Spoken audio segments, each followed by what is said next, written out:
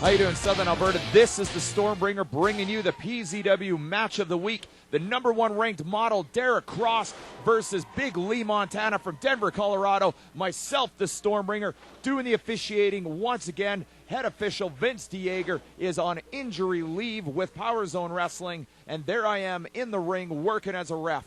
The model, Deryck Crosse, versus the big Colorado mountain man, Lee Montana. Crosse in obvious control. This guy is easily one of the best wrestling performers I have ever been involved with. I've been involved in the professional wrestling business for 8 years now, and the model, Deryck Crosse, has been number one for months in Power Zone Wrestling for a very obvious reason, Tom. I know there's a lot about the model that we question. I question it. You question it. I know the audience at home watching this right now questions it. But the bottom line is this guy just keeps finding a way to win. And there's a mistake by the model, and the model gets to know himself a little better downstairs. Lee Montana, impressive stuff. Lee Montana has only been with Power Zone Wrestling for a handful of months, but here he is. He's ranked in the top 6, and he's wrestling arguably. And this is an interesting point, Tom, that I had pointed out to me. Arguably, the model is our heavyweight champion. We haven't had one crowned yet. The tournament is coming, if I may say that. Beautiful superplex by Lee Montana, but with how long Deryck Crosse has held on to that number one spot, for argument's sake, Tom, he's got to be looked at as our champion. He's been basically the number one wrestler in Power Zone Wrestling for probably close to 6 months now. And that's going to make this guy our champion, for lack of a better term. And I've had a lot of guys come up to myself personally in the locker room and kind of lobby for themselves and say, hey, talk to Commissioner Jim Dandy for me. I want a shot at this guy. I want to see if I can be the guy that can knock off the model's winning streak.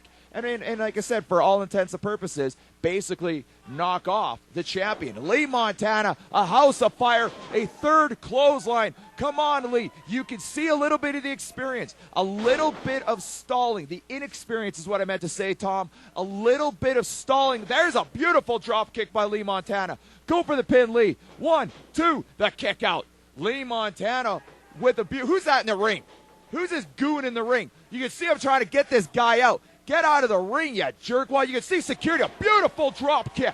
Whoever that loser is, a beautiful drop kick. You know what, folks? When you come into our realm, when you come into the ring, you're fair game, and Lee Montana laced that guy. You can see security had him by the leg, and Lee Montana absolutely laced that idiot, whoever that guy was, with a beautiful drop kick, an unbelievable missile drop kick.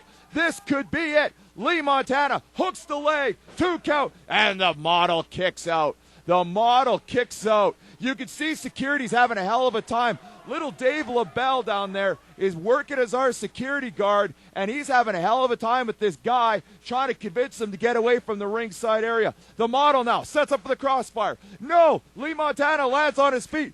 Beautiful power bomb. Hooks him up again. And here's this idiot getting in the ring again. You can see I'm now pushing at him, trying to get this loser out of the ring. That's Chase Patrick. You know, oh my goodness. You know what, folks? I didn't see this go down. Obviously, I'm distracted by this loser at ringside who's some sort of, I don't know what he is, some sort of groupie for the model. And I'm in the ring now. Okay, obviously this is crooked. Yeah, you can see right there, Tom. I hesitated my count. This is obviously crooked. We've got the model's groupie. The model's groupie at ringside, distracted myself, the Stormbringer referee in the contest. Chase Patrick, the Karate Kid wannabe, comes in the ring and smokes Lee Montana with a cane. And obviously I turn around, and it doesn't take a rocket scientist to figure out that the model's in the process of getting power bombed, and then all of a sudden he's laying on top. And now seeing the tape evidence, here it is. And you know what? I'm going to be having a talk with the model. I'm going to be having a talk with this little loser wannabe groupie. Obviously these guys are together. Obviously these guys are how should I say in quotation marks, Tom, buddies. Obviously they've intimately gotten to know each other a little better at one time. I don't know who this loser is, but man, this is the stuff that's frustrating about the model. And there's T-Bone. And T-Bone nails me from behind. We were scheduled to wrestle, and T-Bone takes advantage of the fact that I'm distracted trying to help up Lee Montana. And here we go, Newfoundland's T-Bone versus myself, the Stormbringer. Here we go, beautiful body slam by T-Bone. Obviously, he's got the upper hand, rocks me from behind, nails me with a body slam.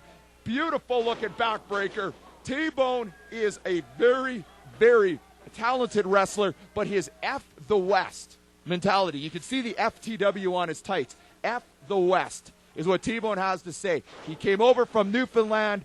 He's proud of the fact that he took a Westerner's job. He's proud of the fact that there's not a Western wrestler that can hold their own against him. And he rings the bell. And this is for those of you that were live, in attendance live, you know how aggravating this moment was, and you obviously know how aggravating it is for me. I'm in the ring. I've been jumped from behind. I'm wearing blue jeans and a T-shirt. If I may say, I do look good, though, Tom. But I'm wearing blue jeans and a T-shirt, and this jerk jumps me from behind.